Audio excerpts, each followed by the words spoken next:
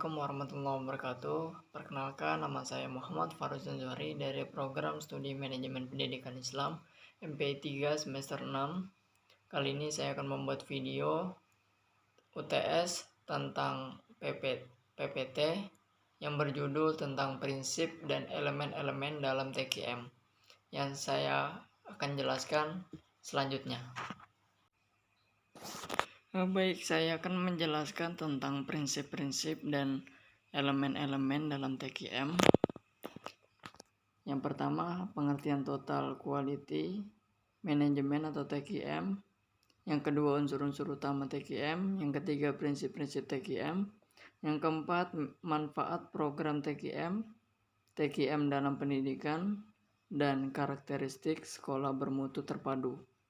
Yang pembahasan pertama yaitu pengertian total quality management atau TQM adalah yang biasa disingkat TQM adalah suatu sistem manajemen kualitas yang berfokus pada pelanggan dengan melibatkan semua level karyawan dalam melakukan peningkatan atau perbaikan yang berkesinambungan atau secara terus-menerus. Total Quality Management atau TQM menggunakan strategi data dan komunikasi yang efektif untuk mengintegrasikan sedisiplinan kualitas ke dalam budaya dan kegiatan-kegiatan perusahaan. Singkatnya, Total Quality Management atau TQM adalah pendekatan manajemen untuk mencapai keberhasilan jangka panjang melalui kepuasan pelanggan. Dalam TQM atau Total Quality Management, di dalam semua anggota organisasi atau karyawan perusahaan harus berpartisipasi aktif dalam melakukan peningkatan proses, produk, dan layanan serta budaya di mana mereka bekerja sehingga menghasilkan kualitas terbaik dalam produk dan layanan yang pada akhirnya dapat dicapai tujuan kepuasan pelanggan. Ada 8 elemen pokok TQM. Yang pertama, fokus pada pelanggan. Yang kedua, keterlibatan karyawan secara keseluruhan. Yang ketiga, pemusatan perhatian pada proses. Yang keempat, sistem yang terintegrasi.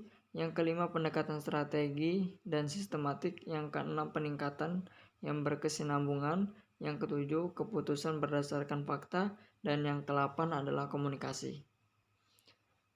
Yang B, unsur-unsur utama TQM. Yang pertama, fokus pada pelanggan. Yang kedua, obsesi terhadap kualitas, pendekatan ilmiah, komitmen jangka panjang. Yang kelima, kerja sama tim.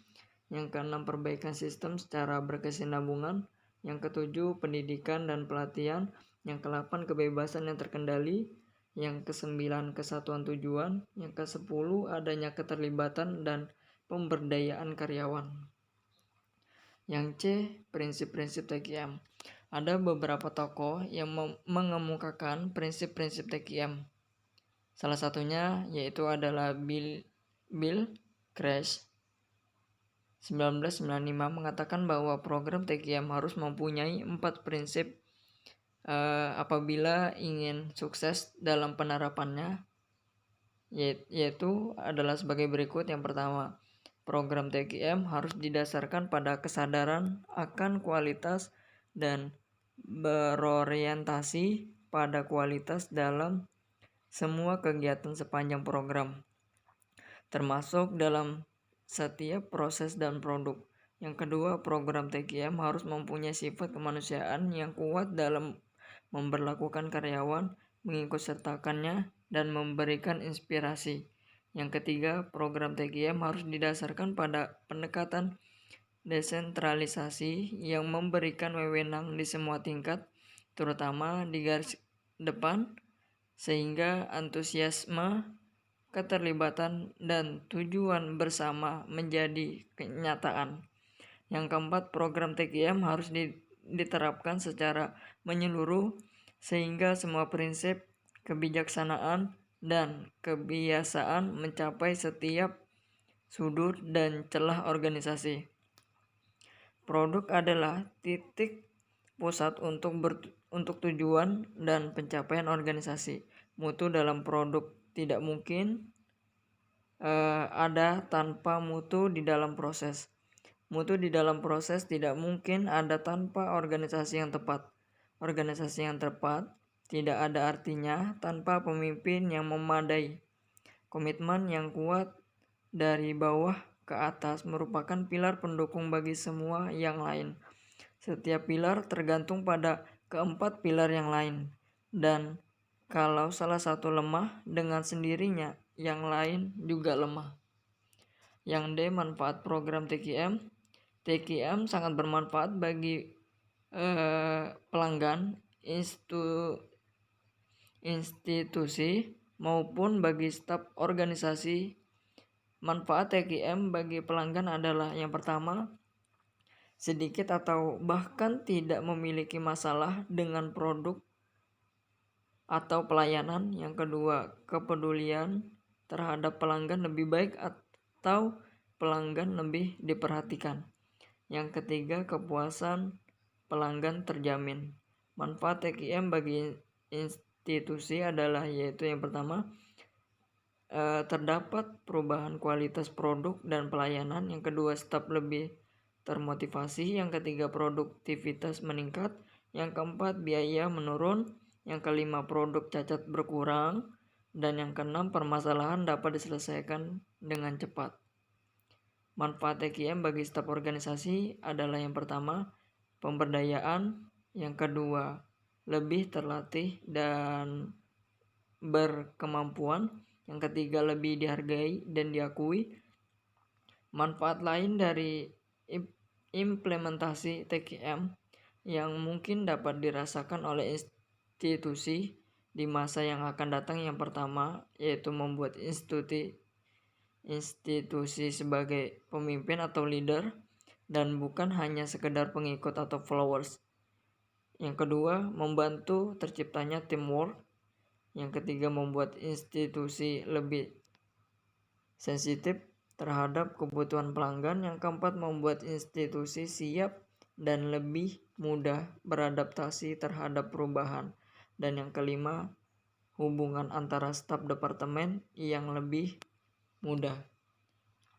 Yang E, TQM dalam pendidikan, manajemen mutu terpadu yang diterjemahkan dari Total Quality Management atau TQM, atau biasa disebut juga pengelolaan mutu total atau biasa disebut PMT, adalah suatu pendekatan mutu pendidikan melalui peningkatan mutu komponen terkait.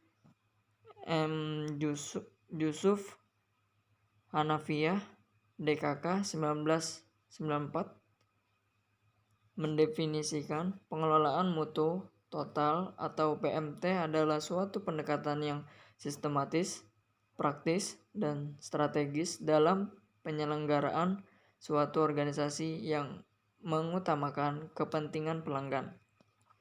Pendekatan ini bertujuan untuk meningkatkan dan mengendalikan mutu. Yang F, karakteristik sekolah bermutu terpadu. Pengertian atau karakteristik dimensi jasa pendidikan. Yang pertama, pengertian.